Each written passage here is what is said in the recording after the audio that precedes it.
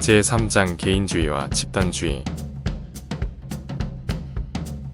사회주의자들은 두 가지 서로 완전히 다른 별개의 것, 서로 충돌하는 것, 즉 자유와 조직을 동시에 믿고 있다. A. 알레비 1. 헤라비. 사회주의의 의미. 핵심 주제로 들어가기 전 우리는 아직도 장애물을 하나 더 넘어야 한다. 바로 아무도 원하지 않는 상황으로 우리를 표류하게 하는 개념적 혼돈이라는 이 장애물을 반드시 쓸어내야 한다. 이 혼돈은 바로 사회주의의 개념 자체에 관한 것이다. 사회주의는 때로는 단지 사회주의의 궁극적 목표인 사회정의 더 큰 평등과 안전이라는 이상을 묘사하거나 의미한다. 그러나 사회주의는 또한 대개의 사회주의자가 이 목적을 달성하기 위해 채택하는 특정한 방법을 의미하기도 한다. 많은 유능한 사람들은 이 방법이야말로 그 목적을 충분하고도 빠르게 성취할 수 있는 유일한 수단으로 간주하고 있다. 이런 의미를 지닌 사회주의란 사기업제도와 생산수단의 사적 소유를 철폐하고 이윤을 추구하는 기업가 대신 그 자리에 중앙계획당국이 들어서는 계획경제체제의 창설을 뜻한다. 첫 번째 이상만을 소중히 여기는 데에도 불구하고 사회주의자를 자칭하는 많은 사람이 있다. 이들은 사회직의 이러한 궁극적 목표에 대해 열병에 들린 것처럼 믿고 있으나 이 목표가 어떻게 성취될 수 있는지에 대해서는 관심을 가지지도 이해하고 있지도 않으며 그 비용이 무엇이든 이 목표가 성취되어야 한다는 확신에 가득 차 있다. 그러나 사회주의를 단순한 희망이 아니라 이를 넘어 현실 정치의 대상으로 보는 거의 모든 사람에게는 현대 사회주의의 특징적 방법은 그 목적 자체만큼이나 본질적인 것이다.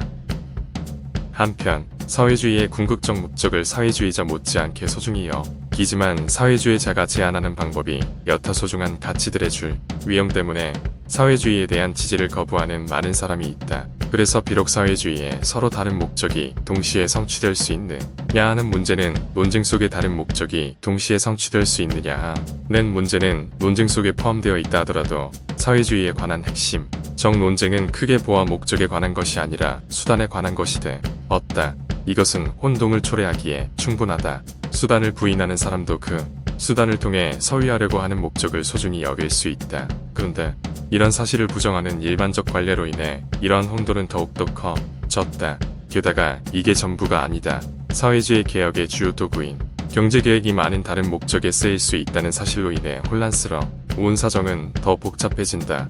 만약 우리가 소득 분배를 현재의 사회정의 사상에 일치하게 하려면 우리는 경제활동을 중앙에서 지시하게 하여야 한다. 그러므로 사용을 위한 생산주의, 이윤을 위한 생산치하기를 요구하는 모든 사람들은 계획 플래닝을 지지한다. 그러나 우리가 정의롭다고 여기는 것과는 정반대 방식으로 소득 분배가 이루어지게 하기 위해서 경제계획이 별로 필요 없는 게 아니다. 이 세상에 좋은 것들을 지금보다 더 많이 어떤 민족의 엘리트에게 아니면 노르딕인 노르딕에게 혹은 당원에게 혹은 귀족에게 분배하기를 원할 때 우리가 선택해야 하는 방법은 평등주의적 분배의 보장을 원할 때와 다르지 않다.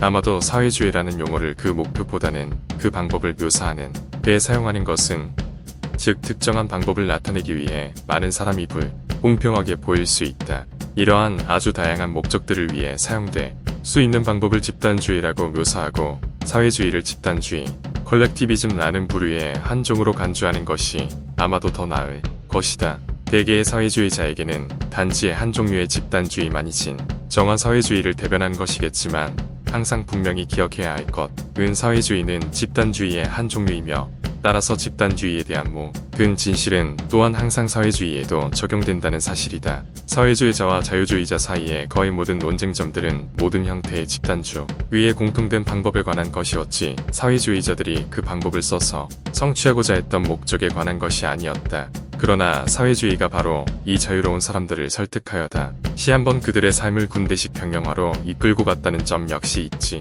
말아야 한다. 계획의 의미. 우리가 집단주의를 계획의 목적과 상관없이 모든 유형의 혈경제 이코노미를 포괄하도록 사용하는 것에 동의하더라도 동일한 정치 용어를 둘러싼 애매성이 초래하는 어려움이 완전히 사라지는 것은 아니다. 어떤 형태이든 일정한 분배상의 이상을 실현하는 데 필요한 계획을 의미한다는 점을 명확히 한다면 집단주의라는 용어의 의미는 다소 더 확정적이 된다. 그러나 중앙집권, 저 경제계획의 사상은 그 의미의 모호성 덕분에 호소력을 가지고 있으므로 우리가 중앙경제계획의 비결을 논의하기 전에 반드시 그 정확한 뜻에 대해 미리 합의해 둘 필요가 있다. 계획이 대중적 명성을 얻게 된 것은 물론 크게 보아 우리가 모두 우리의 문제를 되도록 가장 합리적으로 처리하기 바라며 이래저 이 과정에서 우리가 동원할 수 있는 최대한의 예지 능력을 사용하기 바란다는 사실 덕분이다. 이런 의미에서 완전한 숙명론자가 아닌 한 우리는 모두 계획자이며 모든 정치적 행위는 계획행 위이다. 모든 계획은 단지 훌륭하게 세웠거나 잘못 세웠다는 차이, 현명하여 앞을 내다보고 세웠거나 어리석어 너무 눈앞의 일만 생각하고 세웠다는 차이가 있을 뿐 계획이라는 점에서는 마찬가지이다. 사람들이 실제로 어떻게 행동함, 그들의 문제를 어떻게 계획할 것인지에 대한 연구가 그 맡은 업무 전부인 경제학자는 이러한 일반적 의미의 계획에 대해 반대하지 않는다. 그러나 요즘 계획사회에 대한 열광적 지지자들이 계획을 해야 한다고 말할 때나 혹은 소득과 부의 분배가 특정한 기준에 일치하도록 계획해야 한다고 말할 때 이런 의미에서 계획이라는 용어를 사용하는 것이 아니다. 현대의 계획가들에 의하면 그리고 자신들의 목적을 달성하기 위해서는 그 속에서 서로다 웬 사람들이 각자의 계획에 따라 다양한 행위들을 행할 수 있는 가장 합리적이고 항구적인 사회적 틀을 마련하는 것으로는 충분하지 않다. 물론 이런 자유주의적 계획은 누가 무엇을 가져야 하는지에 대한 특수한 견해를 충족시키기 위해 고안된 것이 아니다. 현대의 계획가가 요구하는 것은 단일 계획에 따라 어떤 자원들이 어떤 목적들에 봉사하기 위해 어떤 특정한 방식으로 쓰여야 하는지 의식적으로 지시하는 즉 모든 경제활동이 통제되는 중앙지시체제이다. 현대의 계획가들과 그 반대자들 사이의 논쟁은 우리가 여러가지 가능한 사회조직의 방법들 가운데 현명하게 선택해야 할지 아니면 현명하지 않게 선택해야 할지에 관한 것이 아니다. 우리가 우리의 일상사를 계획하는 데 있어 우리의 예측력과 체계적 사고를 활용할 것인지 아니면 우리의 그런 능력을 활용하지 말아야 할지에 관한 논쟁도 아니다. 이 논쟁은 어떻게 하는 것이 우리의 그런 예지 능력과 체계적 사고를 최선으로 활용하도록 하는 방법인가에 관한 것이다. 문제는 이 목적을 위해 강제력을 지닌 자, 국가가 할 일을 일반적 조건의 창출에 한정하고 그렇게 창출된 조건들 속에서 개인의 주도 아래 자신의 지식을 사용할 수 있는 범위를 최대한 인정하여 개인 각자가 스스로 가장 성공적으로 계획하도록 하는 것이 좋은지 그 여부에 관한 것이다. 혹은 다르게 말하자면 이 논쟁은 우리의 자원의 합리적 활용을 위해 우리의 모든 행위를 미리 의식적으로 설계된 청사진에 따라 중앙에서 지시하고 조직하는 것이 필요한지 그 여부에 관한 것이 다. 모든 정당의 사회주의자들은 계획이라는 의미를 중앙의 지시와 통제에 의한 계획이라는 의미로 사용했으며 이제는 계획이라는 말은 일반적으로 이런 의미로 받아들여지게 되었다. 그러나 이런 의미로 용어를 사용한 의도가 중앙지시경제가 우리의 문제를 다루는 유일한 합리적 방법임을 주장하려는 것이지만 물론 그런다고 해서 그런 의도가 진실임을 입증해주는 것은 아니다. 이 입증되지 못한 부분을 두고 계획가들과 자유주의자들 사이에 서로 견해의 일치를 보지 못하고 있다. 명령경제의 대안으로서의 합리적 경쟁. 이런 종류의 계획에 대한 반대와 독단적 자유방임의 태도를 혼동하지 않는 것이 아주 중요하다. 자유주의의 주장은 인간 노력을 정하는 수단으로 경쟁의 힘을 가능한 한 최대한 잘 활용하자는 것이지 그냥 그대로 놔두라는 것이 아니다. 이는 유효한 경쟁이 창출될 수 있는 곳에서는 다른 그 어떤 방법보다도 경쟁이 개별적 노력에 좋은 길잡이가 되어준다는 확신에 기초한 것이다. 자유주의는 경쟁이 유익하게 작동하려면 세심하게 배려된 법적 틀을 필요로 한다는 사실, 그리고 과거 혹은 현재의 법 규칙들이 중 대한 결합으로부터 자유롭지 못하다는 사실을 부인하지 않으며 이려 강조한다. 그리고 자유주의는 또한 만약 경쟁이 유효해지도록 하는 조건들을 창출하는 것이 불가능한 경우라며 다른 방법에 의존해 경제활동의 길잡이로 삼아야 한다는 사실도 부인하지 않는다.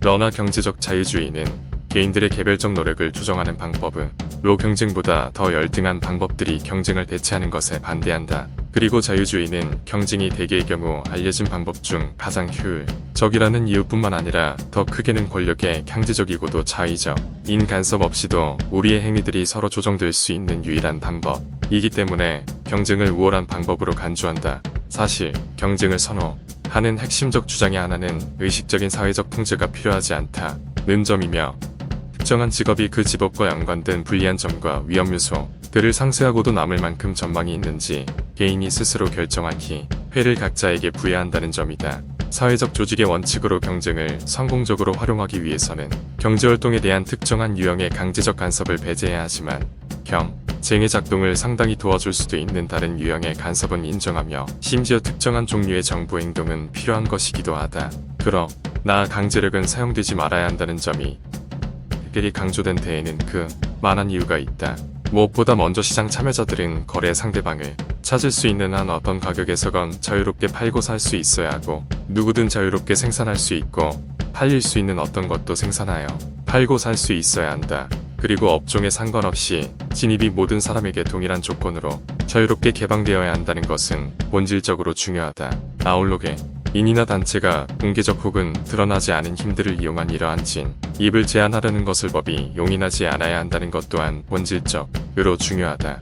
특정 상품에 대해 가격이나 물량을 통제하게 되면 개인 각자의 노력을 유효하게 조정하는 경쟁 능력은 박탈된다. 왜냐하면 그렇게 되면 가격 변화들이 더 이상 변화된 모든 상황을 반영하지 못하게 되며 그 결과 가격의 변화들이 더 이상 개인들의 행위에 대한 믿을 만한 길잡이가 될 수 없기 때문이다. 그러나 허용된 생산 방법을 단순히 제한하는 조치는 만약 그러한 제한 조치가 모든 잠재적 생산자에게 동일하게 영향을 미치고 이러한 제한 조치가 가격이나 물량을 통제하는 간접적 방법으로 사용되지 않는다면 앞에서 말한 부작용을 반드시 초래하는 것은 아니다. 생산 방법에 대한 통제 가운데 일부는 추가적 비용을 부담하게 하지만 즉 일정한 산출물을 생산하는데 종전보다 더 많은 자원을 사용하도록 하지만 그만한 가치가 있을 것일 수도 있다. 특정한 독성물, 질의 사용 금지 혹은 독성물질의 사용에 대한 특별한 예방 조치에 의무화, 근로시간의 제한 혹은 위생시설의 의무화와 같은 것은 경제의 보존과 완전히 양립하는 것이다.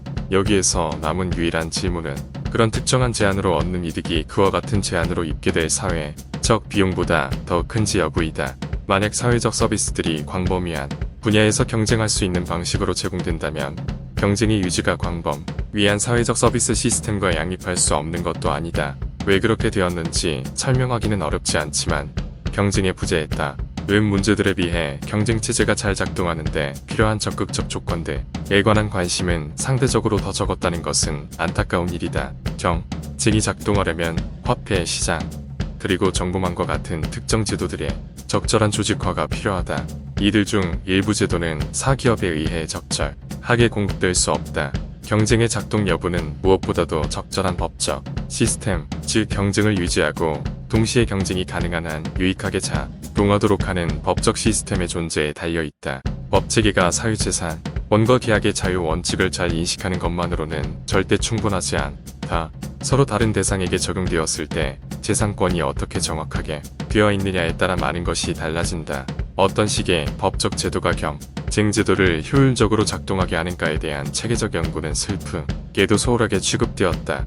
특히 회사법이나 특허법과 관련한 중대 한결함이 경쟁이 최대한 바람직하게 작동하지 못하도록 만들었을 뿐만 아니라 심지어 많은 분야에서 경쟁의 파괴를 초래하였다는 강한 주장도 가능할 것이다. 마지막으로 어떤 법 제도라 하더라도 경쟁과 사유재산권의 체제가 이용하도록 하는 핵심 조건을 창출할 수 없는 것이 명백한 분야가 있다. 여기에서 핵심 조건이란 물론 재산의 소유자가 자신의 재산에 의해 제공되는 모든 유용한 서비스로부터 편익을 얻고 그 사용에 의해 다른 사람에게 끼치는 모든 손해를 부담한다는 조건을 말한다. 예컨대 특정한 서비스를 향유하기 위해 그 값을 지불하도록 하는 것이 실제로는 불가능한 경우에는 경쟁이 그런 서비스를 제공하도록 해주지는 않을 것이다. 그리고 재산권의 사용에 의해 다른 사람에게 끼치게 된 손해를 그 재산의 소유자로 하여금 효과적으로 부담케 할 수 없는 경우에도 가격 메커니즘은 마찬가지로 비효과적이다.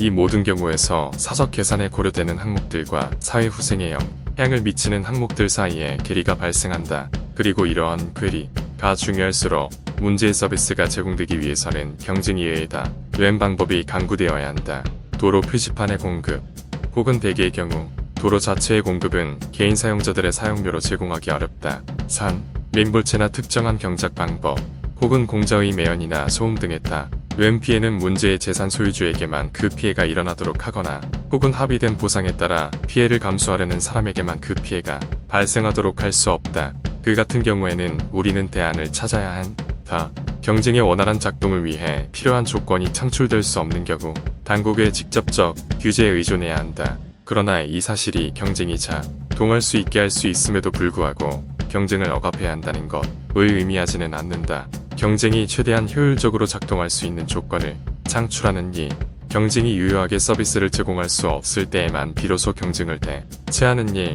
그리고 아담 스미스의 미를 인용하자면 거대 사회가 장유익하지만 어떤 개인이나 소수의 개인들이 그 비용을 보상할 수 있을 만큼 이윤이 나지 않는 성질의 서비스를 제공하는 일, 이들을 확실히 국가가 해야 할 광범위한 분야들이다. 국가가 아무런 일도 하지 않으면서도 합리적으로 방어될 수 있는 체제는 없을 것이다.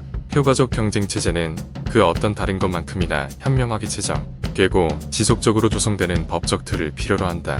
전제가 사기나 무지한 삶에 대한 착취를 포함한 기만의 방지이다. 이것은 여전히 매우 중요하지만 결코 완전히 성취된 적이 없었던 입법 활동에 대한 상이되고 있다. 중앙집권청 명령과 경쟁의 혼합. 그럼에도 불구하고 경쟁이 유익하게 작동하도록 적합한 제도적 틀을 창출하는 일은 당시 모든 국가가 경쟁 대신 경쟁과 다르면서 융화될 수 없는 원리로 바꾸고 있었기에 그다지 진전되지 못했다.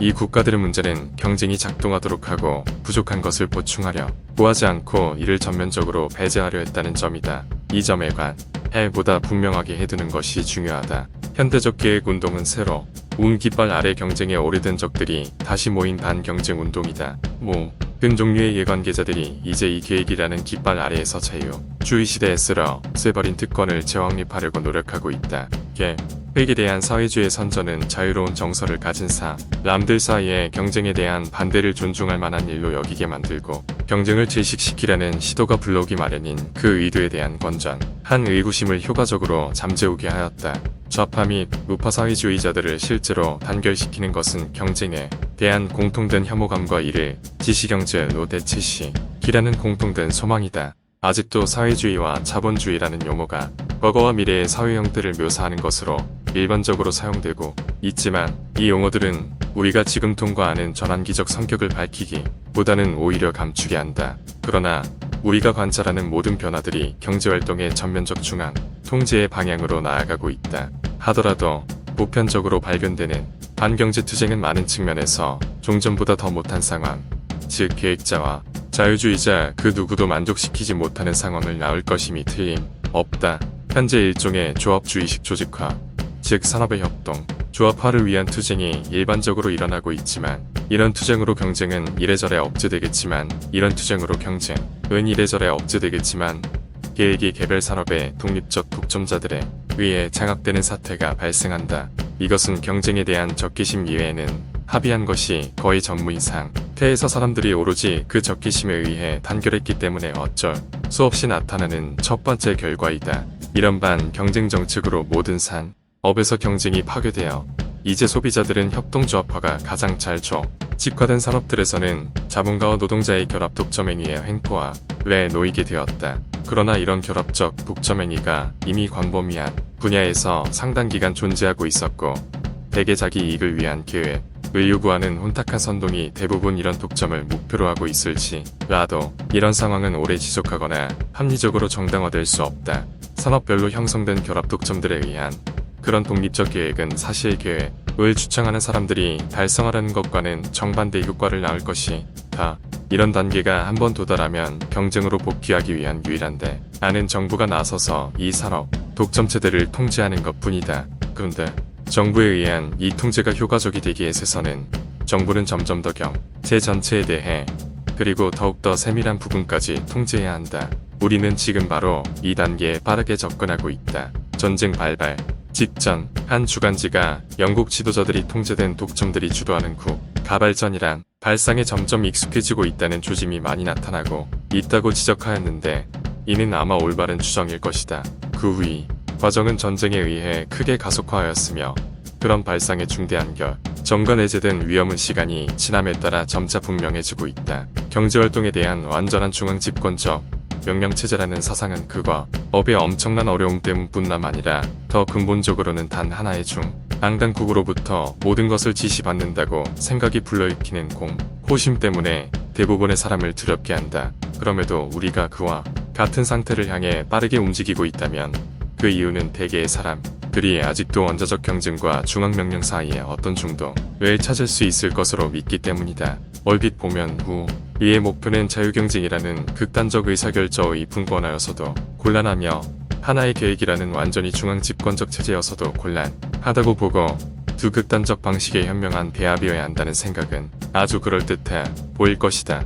그러나 이 분야에서는 잘 모르면 중도를 택하는 단순한 상식은 좋은 안내자가 아니라 우리의 기대를 배반한다. 경쟁은 어느 정도의 규제가 있더라도 여전히 작동한다. 그러나 경쟁은 생산에 대한 효과적 길잡이 역할을 멈추지 않고서는 우리가 원하는 그 어떤 정도의 계획과도 결합될 수 없다. 계획이라는 약은 대량으로 복용할 때 효과를 기대할 수 있지 소량으로도 복용 효과를 볼 수 있는 약이 아니다. 경쟁이든 계획이든 이 두 가지는 모두 완전하게 시행하지 못하면 시원찮고 비효과적인 도구가 되고만다. 이 두 가지는 동일한 문제에 사용되는 대안적 원칙들이다. 따라서 이 두 가지 원칙을 혼합한다는 것은 그 어느 것도 작동하지 않게 하고 그중 한 가지 시스템을 일관되게 적용하였을 때에 비해 더 못한 결과를 초래한다는 것을 의미한다. 이것을 달리 표현하면 계획과 경쟁은 경쟁을 위한 계획이라는 형태로만 결합할 수 있으며 경쟁에 반하는 계획이라는 형태로는 결코 결합할 수 없다. 독자들은 우리가 비판하고 있는 계획이란 단지 경쟁에 반대하는 계획 경쟁을 대체하는 계획이라는 사실을 염두에 둘 필요가 있다. 이 점은 이 책의 주장에 지극히 중요하다. 이 점이 더욱 중요한 까닭은 이 책의 범위 안에서는 경쟁이 가능한 한 가장 효과적으로 그리고 유익하게 작동할 수 있도록 가장 효과적으로 그리고 유익하게 작동할 수 있도록 하기 위해 필요한 바로 그 계획에 대해서는 논의할 수 없기 때문이다. 그러나 현재 계획이란 용어의 사용을 보면 계획은 대개 전자의 유형과 동의어가 되고 있다. 그렇기 때문에 비록 우리의 사회주의 적수들에게 더 나은 운명을 가질 수 있었던 좋은 단어를 넘겨주는 셈이 될지라도 때로는 간편하게 이 전자의 유형을 그냥 계획이라고 말하는 것이 불가피할 때도 있을 것이다.